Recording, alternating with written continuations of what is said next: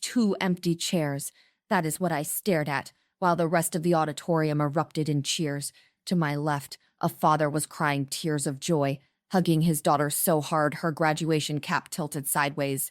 To my right, a mother was recording everything on 2 different phones, screaming, "That's my baby." But in the row reserved for the Vance family, just 2 white folding chairs, gathering dust under the stadium lights. I stood on the stage, the heat of the spotlight burning against my skin.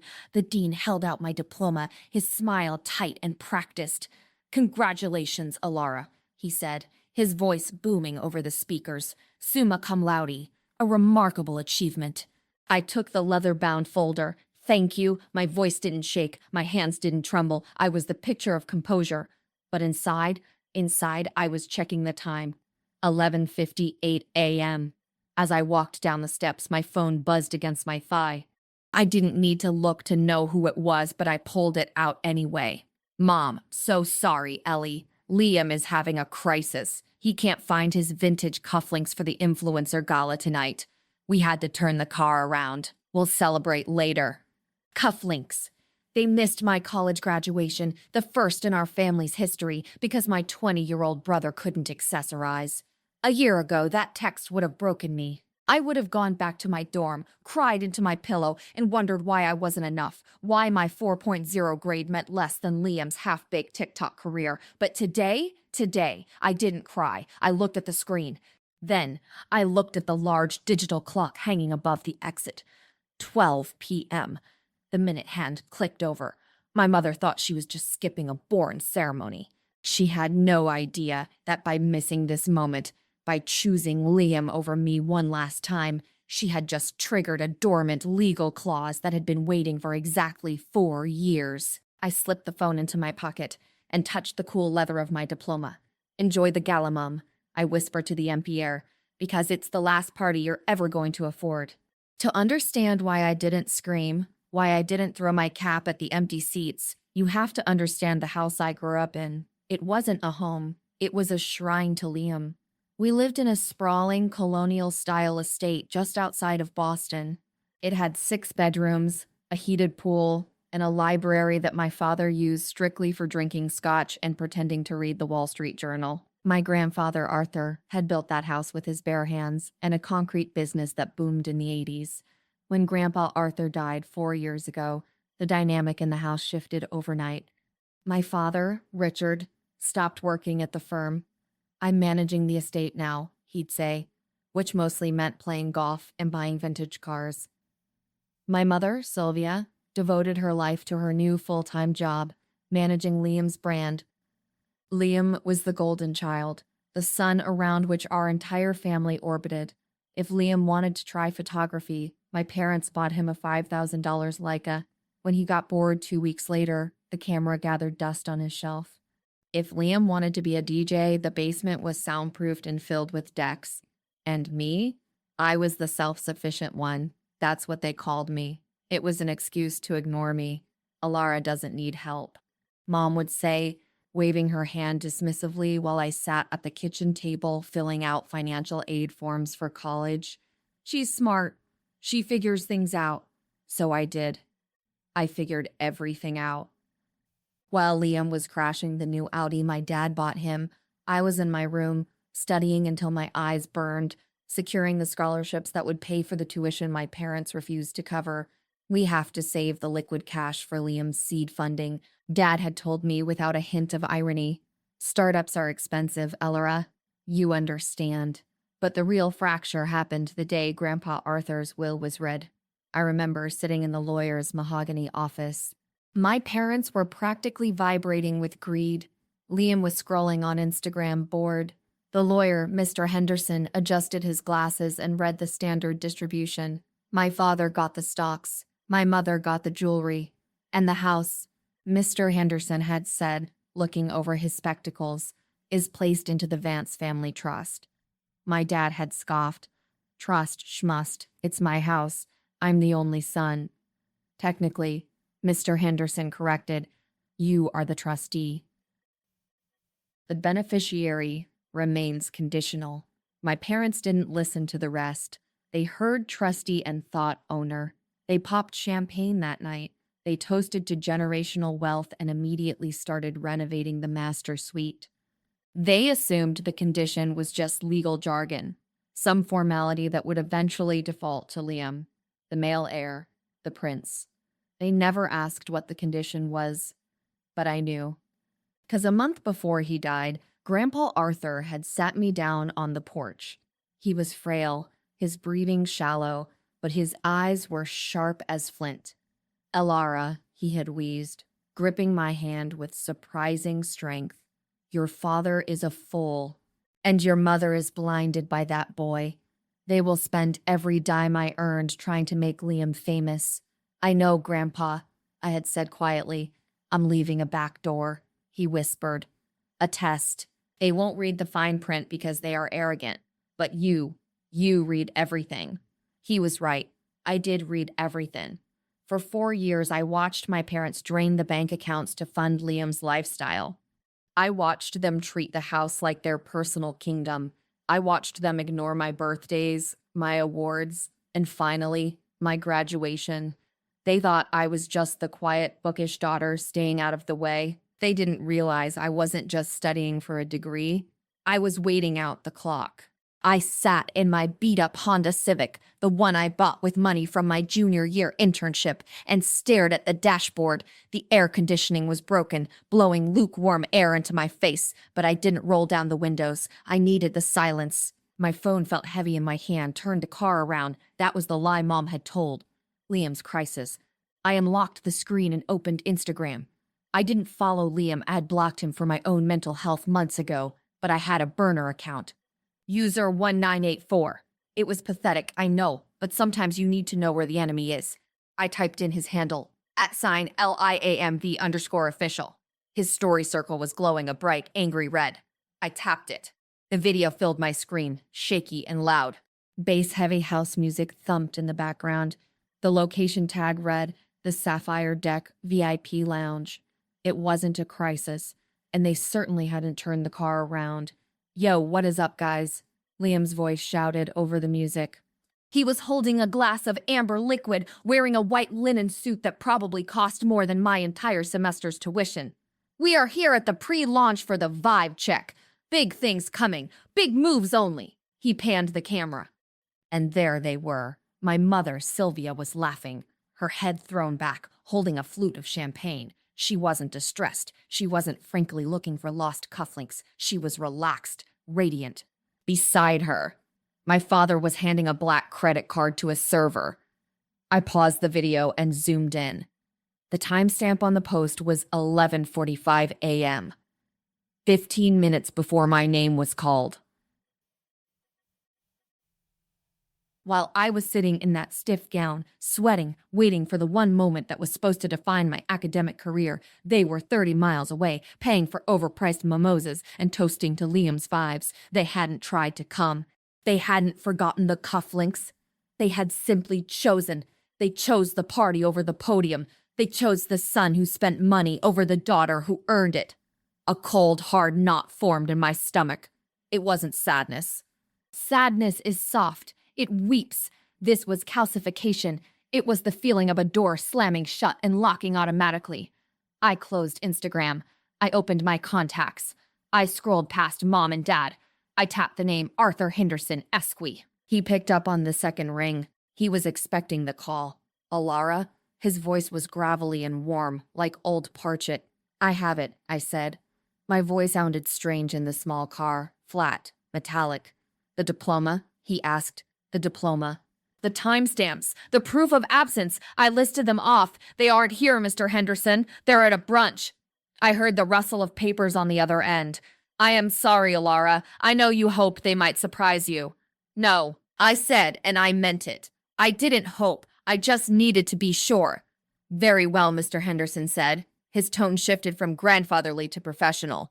"The clock has run out. According to the terms of the Arthur Vance Trust, the moment a direct descendant achieves a postgraduate degree or a bachelor's with high honors, while the other descendant has failed to maintain gainful employment or education for 12 consecutive months, the vesting period triggers. Is the paperwork ready? I asked. It's been ready for 6 months, my dear. I just needed your official conferral time. 12 minutes, I said. Then it is done, Henderson said. The deed transfer is electronic. As of 2 minutes ago, the title for 44 Oak Ridge Estate no longer belongs to the trust. It belongs to you. I looked out the windshield at the campus I was leaving behind. I looked at the Honda Civic that rattled when it idled.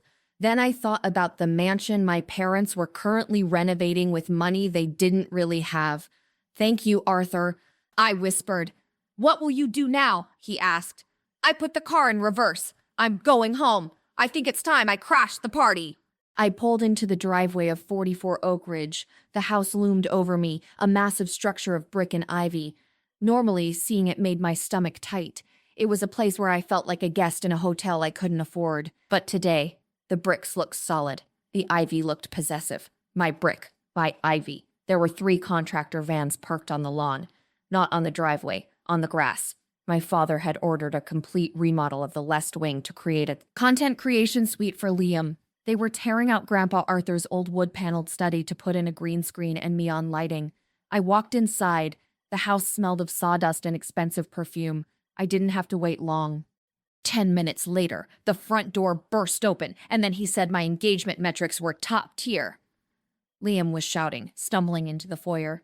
He was still wearing the white suit, now stained with what looked like caviar. My mother followed him, kicking off her heels. You're a star, baby. A star. My father brought up the rear, carrying a massive gift basket wrapped in gold cellophane.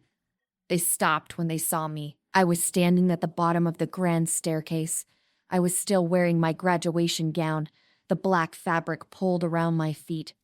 I held my cap in one hand and the diploma folder in the other. For a second, there was silence. Then, my mother sighed, a long, dramatic exhale, as if my presence was a stain on her carpet. Oh, Alara, she said, waving a hand. You're back. I assume the little ceremony thing went well. It went well, I said. I graduated summa cum laude. That's nice, Dad grunted, walking past me toward the kitchen. Did you move the car? The contractors need the driveway for the cement truck tomorrow. He didn't look at the diploma. He didn't look at my face. Actually, Mom said, her voice taking on that sickly sweet tone she used when she was about to do something awful, we need to talk about the car and the room. She walked over and placed a hand on my shoulder. It felt heavy. Liam's brand is expanding, she said, eyes wide and earnest. The agency said he needs a dedicated editing bay. And since you're done with school now, well, you're an adult. Liam leaned against the wall, scrolling on his phone. Yeah, I need the south-facing windows, Al. The lighting in my room is trash. So, Dad called out from the kitchen, popping a cork on a new bottle. We're knocking down the wall between your bedroom and the hallway. You've got 2 weeks to pack up. I stared at them. You're kicking me out? We're not kicking you out, Mom said, offended. We're repurposing the space. You can stay in the guest cottage. Or the basement, until you find a job, of course. The guest cottage has mold, Mom, I said. It builds character, Dad shouted. I worked out of a garage. He had it. He worked out of Grandpa's fully funded office. Look, don't be selfish, Liam snapped, finally looking up. I have sponsors coming next month. I can't have them seeing your nerdy textbooks and clutter everywhere. Just move your stuff. You're supposed to be the smart one, right? Figure it out. My father walked back in, glass in hand. He pointed a finger at me. Real world starts today, Elara. No more free rides. You want a room, you pay rent, otherwise clear out for the moneymaker. He gestured to Liam. I looked at my brother, the moneymaker, who had spent 20 grand on a launch party and earned $0. I looked at my parents who were destroying a heritage home for a TikTok trend. You're right, Dad, I said softly. The real world does start today. I reached into my bag. I didn't pull out a tissue. I pulled out a thick stapled document with a blue legal cover. And since we're talking about rent, I said, we should probably look at the new lease. My father laughed. It was a loud, barking sound that bounced off the high ceilings. A lease? He snatched the document from my hand, nearly tearing the cover. You printed out a fake lease? What is this? A psychology experiment? How to Assert Dominance, Chapter 1. He tossed the papers onto the hall table next to Liam's car keys. Stop playing games, Alara, Mom said, sipping her champagne. It's embarrassing. Just go pack your boxes. We need the space clear by Monday. I'm not playing, I said, my voice steady. And you might want to pick that up, Dad, specifically page 4. Paragraph B, the Arthur Vance competency clause. Liam rolled his eyes. Competency clause? Sounds boring. Can we order pizza? I'm starving. Dad ignored me, turning to walk away. I don't have time for this nonsense. If you don't read it, I called out, my voice cutting through the air like a whip, you will be trespassing on private property starting at midnight tonight. Something in my tone made him stop. It wasn't the voice of his daughter, the quiet student. It was the voice of a landlord. He turned around slowly.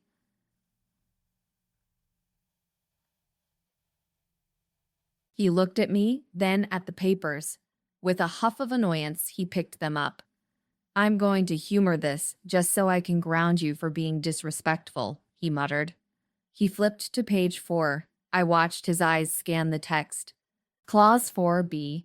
In the event that the primary trustee, Richard Vance, fails to maintain the estate's value or utilizes estate funds for non-essential ventures. He paused. He blinked.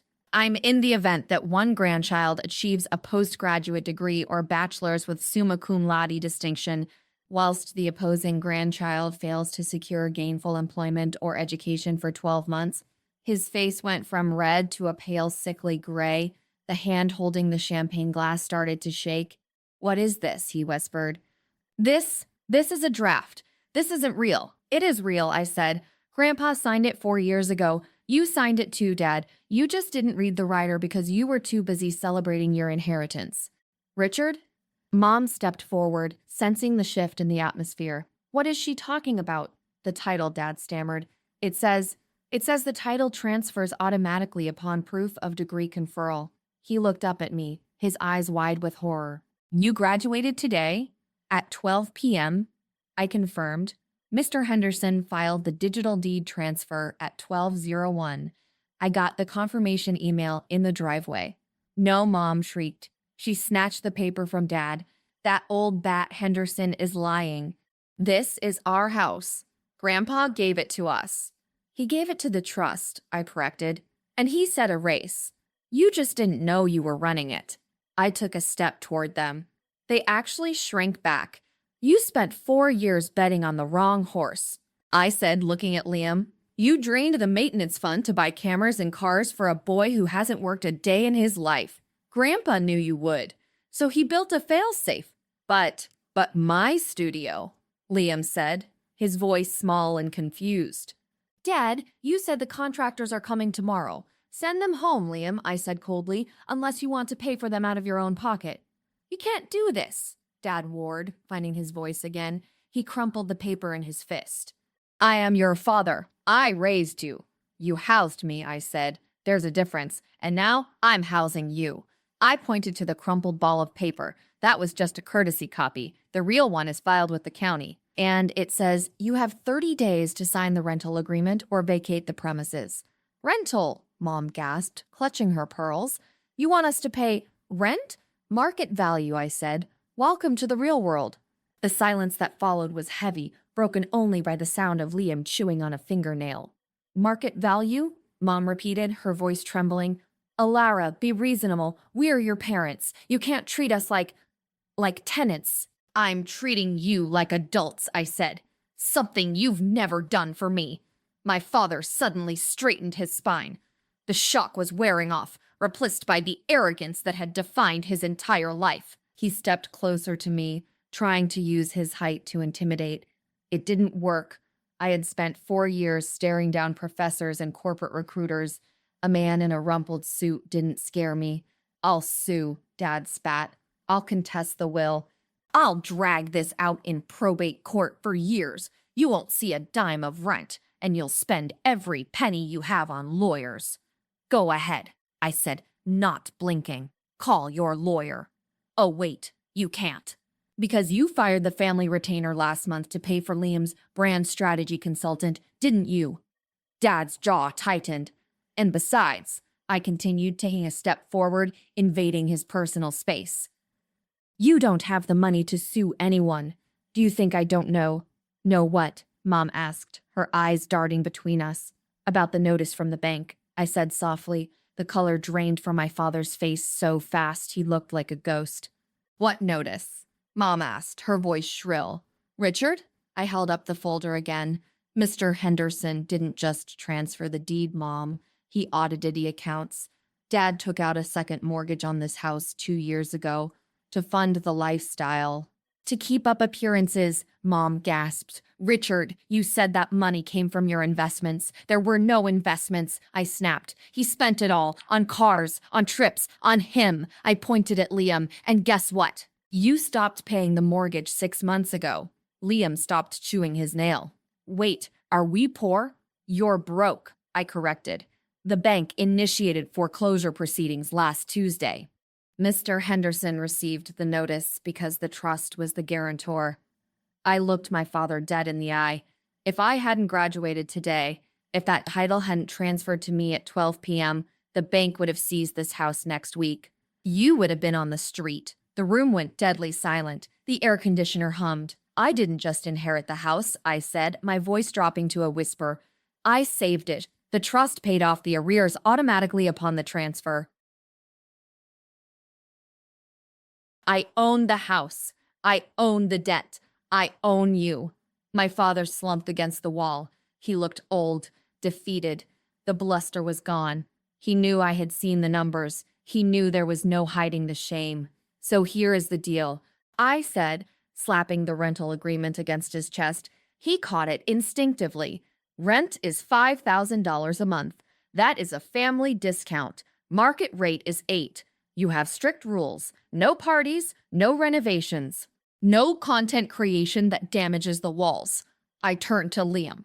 And for you, you get a job, a real one. If you are late on your portion of the rent by even 1 day, I change the locks, and unlike Mom and Dad, I won't hesitate to evict you. I can't get a job, Liam whined, looking at Mom for support. I have anxiety. I have a brand. Then sell your watch, I said, glancing at the Rolex on his wrist.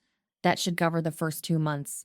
I walked past them, heading toward the stairs. My stairs. You have 1 hour to decide, I called back over my shoulder. Sign the lease or start packing. I'm going to take a nap in the master bedroom. It's got the best light. They signed. They didn't have a choice, really. It was either sign the lease or face a sheriff's eviction notice by Friday. My father's signature was shaky, a scrawl of defeat. My mother cried while she signed, tears dripping onto the legal paper, staining the ink. Liam just asked if he could Venmo me his security deposit. I told him, cashier's check only. That night, the dynamic in 44 Oak Ridge didn't just shift, it inverted. For the first time in 22 years, I sat at the head of the dining table, Grandpa Arthur's seat. My parents sat on the sides. Liam sat at the far end, looking at his phone, frantically listing his designer sneakers on eBay. This pasta is cold, Mom muttered, pushing her fork around the plate. She was used to a private chef, which we definitely couldn't afford anymore. The microwave works fine, I said, not looking up from my tablet. I was already reviewing the estate's property tax schedule. Feel free to use it. My father cleared his throat. He reached for the bottle of vintage Cabernet on the sideboard. Don't, I said. His hand froze midair. Excuse me? That wine is part of the estate inventory, I said calmly. Tenants are not permitted to consume owner assets. If you want wine, there's a liquor store on 5th Street. They sell boxed varieties. Dad pulled his hand back as if he'd been burned. He looked at me with a mixture of hatred and fear. He was realizing that the bank account he had used to control us, to buy Liam's love and silence my ambition, was gone. He was a king without a kingdom. Is this how it's going to be? Mom whispered. You punishing us forever? I finally looked up. I'm not punishing you, I said. I'm treating you exactly how you treated me, transactionally. I took a sip of my water. You invested in Liam because you thought he would give you clout. You ignored me because you thought I offered no return on investment. You were wrong, and in business, when you bet on the wrong asset, you lose everything. Liam looked up from his phone. I sold the Balenciagas, he muttered. That covers half of next month. Good start, I said. You might want to sell the drone too. Utilities are not included. I finished my meal in silence. It was the best meal I had ever eaten. Later that night, I walked into the library. The contractors were gone. The wood paneling was safe. I sat in Grandpa Arthur's leather chair and looked at my diploma, which I had framed and hung right over the fireplace, replacing a portrait of Liam. A text from Mom, sent from the bedroom upstairs. Mom, we can't sleep. The heater is making a noise. I smiled. I didn't reply immediately. I let the silence stretch out. I let them wait, just like they made me wait, for a graduation party that never happened. Then I typed a single reply. Me, submit a maintenance request through the tenant portal. I'll review it in 3 to 5 business days. I locked my phone and closed my eyes. They missed my graduation. They missed the moment I walked across the stage. But as I sat there, the owner of everything they prized, I knew one thing for sure. They would never miss a rent payment.